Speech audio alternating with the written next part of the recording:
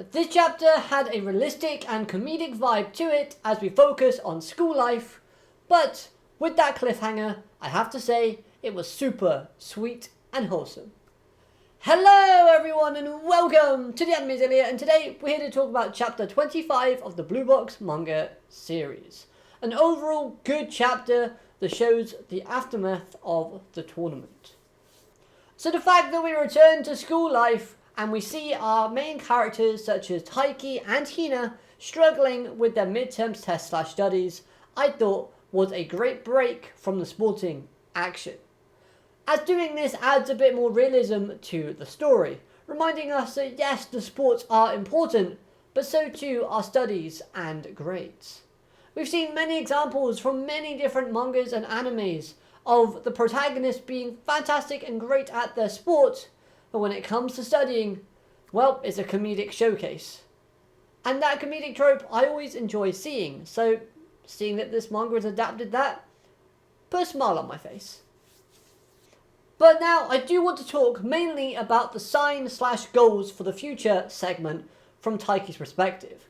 After all, his goal that he wrote down was to make his smashes more precise, which is a good goal to achieve. However, to me, that feels more like a sub-goal rather than a real goal to strive towards.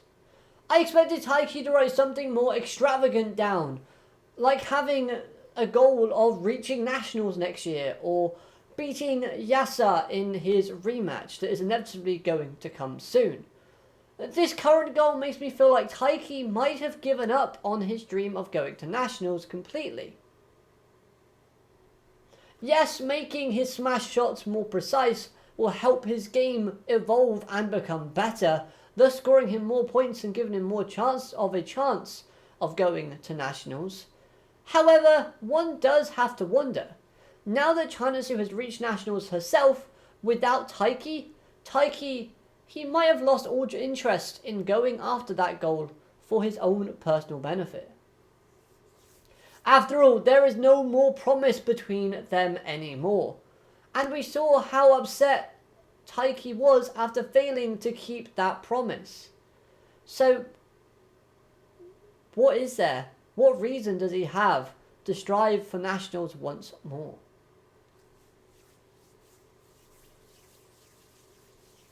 If this indeed is the case, if Taiki has lost the will to strive towards a national spot next year, then we need to get some more development from Taiki in where he discovers what really makes him, passionate. What does he want to do in regards to badminton moving forward? Maybe the reason as to why he lost the tournament in the first place was because his heart wasn't truly in the right place. Taiki might have never truly wanted to go to nationals for his own personal self, but rather because somebody else wanted to go and he wanted to join them. He wasn't driven by pure personal desire like the characters of Haru, Shodo and Yasa might have been. We know that Chinatsu was driven to go to nationals because that was her dream. That's why she wanted to stay in Japan. But she didn't want to go to nationals just because Taiki wanted to go to nationals. Before Chinatsu and Taiki made their promise, Taiki had no interest in going to nationals. So, it does beg the question, did Taiki ever really want to go? And now he has no one to go with. What's the point? However, with that all being said, I cannot truly doubt Taiki's resolve or desires, as it's clear from his actions shown in previous chapters in his training, as well as the condition his body is currently in at the end of this chapter. He's pushed himself too far, and as a result, his body is starting to break down.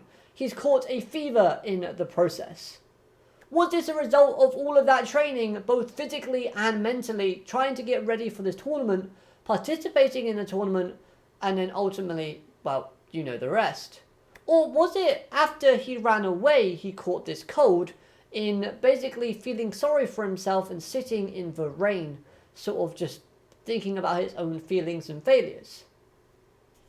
Of course, that last bit there, though, was only speculation because we have yet to see a panel that specifically shows what Taiki did once he ran away. So, yeah, I mean, speculative, possible, but we'll just have to wait and see on that front. Either way, that ending double page spread looked amazing and was so heartwarming and wholesome. I loved it. From Taiki not wanting to pass on his fever or cold to Chinatsu, to her telling him that he is not uncool and that he did a good job. Oh, it was amazing. I loved it. Kyo mentioned that Taiki still hasn't had a chance to properly talk to Chinatsu yet, except to give congratulations for her making nationals. But to be honest, I don't even think that Taiki has done that much yet, based on what we've seen from his body language and his actions in this particular chapter. We know what feelings Taiki is currently suffering from, and why he might not wish to face Chinatsu at this moment in time, or the guilt/powerlessness that he might be currently feeling. We also know about the fact that Chinatsu, although has been hyper-focused on her team and basketball, she still finds time and ways to watch Taiki's progress and hard work, making her statement in where she states that he's done a good job more genuine and heartfelt. Now then, another great character within this chapter for me was Hina. Her comedic faces were just great in general, but seeing her emotional display here was even better. I love the fact that although she has her own issues and things she's concentrating on at the moment in time, she's still trying to find a way to help Taiki out. In this chapter, Hina shows good emotional awareness and understanding the fact that things might be awkward at Taiki's home, thanks to Chinatsu making it to nationals and Taiki failing to do so. She also manages to see through Taiki's mask and facade, understanding that he's not acting like his normal self and is probably feeling down in the dumps after losing. All of this was absolutely fantastic, as from Hina's character it shows her being smart, aware, and genuinely just caring about her friend in general. Anyways, that's all I've got to say for this particular chapter. As the chapter goes, I thought there were some small key details that helped to develop and present the characters within the chapter in a better and more positive light.